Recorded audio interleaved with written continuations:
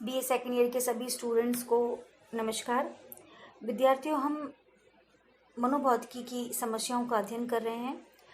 पिछले अध्याय में हमने मनोभौतिकी की समस्याओं के अंतर्गत एब्सोल्यूट थ्रेशोल्ड या निरपेक्ष दहली, भिन्नता सीमांत या डिफरेंशियल थ्रेशोल्ड और अंतिम सीमांत या टर्मिनल थ्रेशोल्ड का अध्ययन कर चुके हैं। इन्हीं समस्या को आगे बढ़ाते हुए आज हम जिस समस्या का अध्ययन करने जा रहे हैं उसका नाम है उद्दीपक समानता या स्टिमुलस इक्वालिटी। विद्यार्थियों,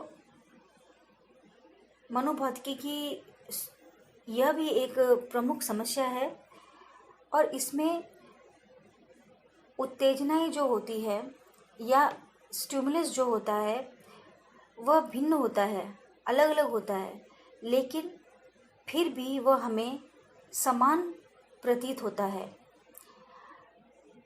इसका मतलब ये हुआ विद्यार्थियों कि आपके सामने यदि दो उद्दीपक या दो उत्तेजनाएं प्रस्तुत की जाती है तो वे दोनों जो हैं भिन्न होते हुए भी हमें समान प्रतीत होती है। और यह जो समस्या है वह व्यक्ति की सभी ज्ञानेंद्रियों से संबंधित संवेदनाओं में होती है और वे सभी जो हमारी पांचों ज्ञानेंद्रियां हैं इनसे संबंधित होती हैं। विद्यार्थियों, वेबर जो कि मनोवैज्ञानिक थे, उन्होंने अपने एक प्रयोग में देखा कि यदि होठ पर 1 औंस का दबाव रखा जाए और माथे पर 4 औंस के दबाव को रखा जाए तो जो होठ पर 1 औंस का दबाव है वह माथे पर 4 औंस के दबाव के बराबर प्रतीत होता है। इससे यह पता चलता है कि यदि हम मान लें कि हमारे माथे पर 4 पानी की बूंदें रखी गई है और वे 4 पानी की बूंदें जितना दबाव हमारे माथे पर डालेंगी उतना दबाव हमें होठ पर प्रतीत होगा, जबकि होठ पर हमने एक ही पानी की बूंद रखी है। तो विद्यार्थियों, इससे यह पता चलता है कि जो उद्दीपक है, जो हमने यहाँ पर पानी की बूंदों को माना है, एज्यूम किया है, उनका भार अलग अलग होते हुए भी, भिन्न होते हुए भी हमें समान प्रतीत हो रहा है। स्टिमुलस इक्वालिटी या उद्दीपक समानता को समझने के लिए हमने यह चित्र या डायग्राम बनाया है, जिसमें आप देख रहे हैं विद्यार्थियों की आपको 2 समान रेखाएं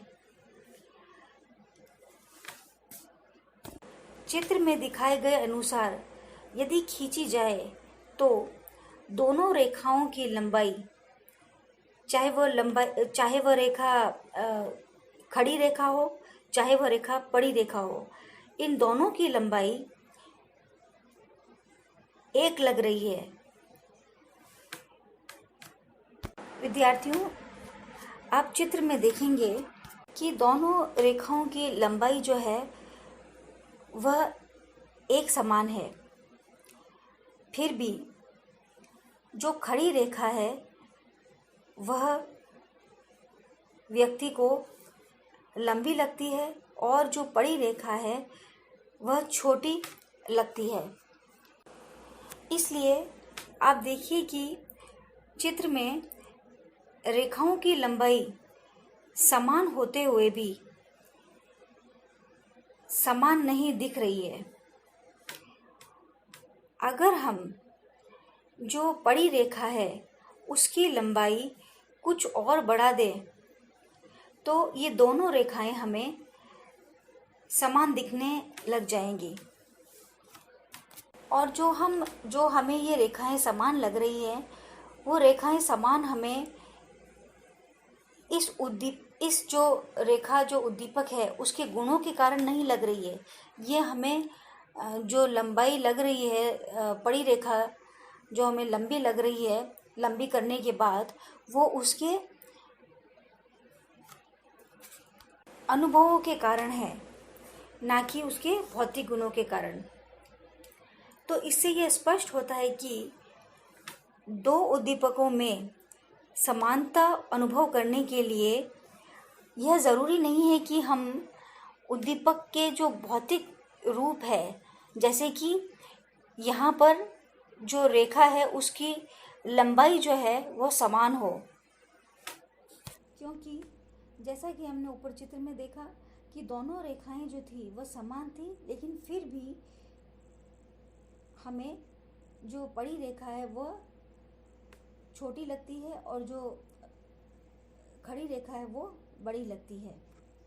इसलिए मनोभौतिकीय दृष्टिकोण से यह समस्या उत्पन्न होती है कि दो उद्दीपकों में कितनी मात्रा की भिन्नता में भी हमें जो उद्दीपक होते हैं वह समान प्रतीत होते हैं।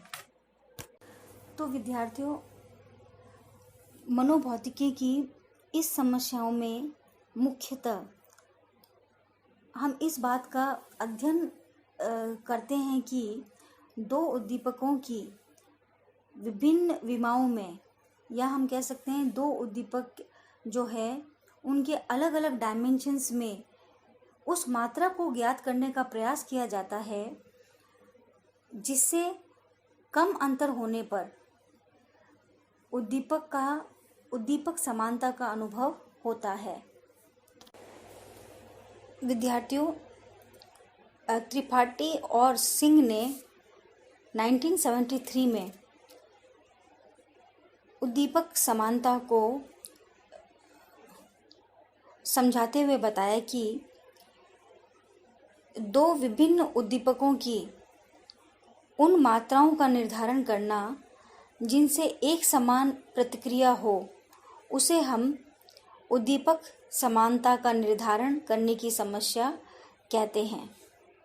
विद्यार्थियों, यहाँ पर भी त्रिपाठी एवं सिंह ने यही विवेचना करने का प्रयास किया है कि यदि दो उद्दीपक हैं तो उनमें उस मात्रा को ज्ञात किया जाना चाहिए जिससे कि व्यक्ति दो भिन्न उद्दीपकों के प्रति भी एक समान प्रतिक्रिया देता है, और इसी प्रतिक्रिया को हम स्टिमुलस इक्वालिटी या उद्दीपक समानता कहते हैं।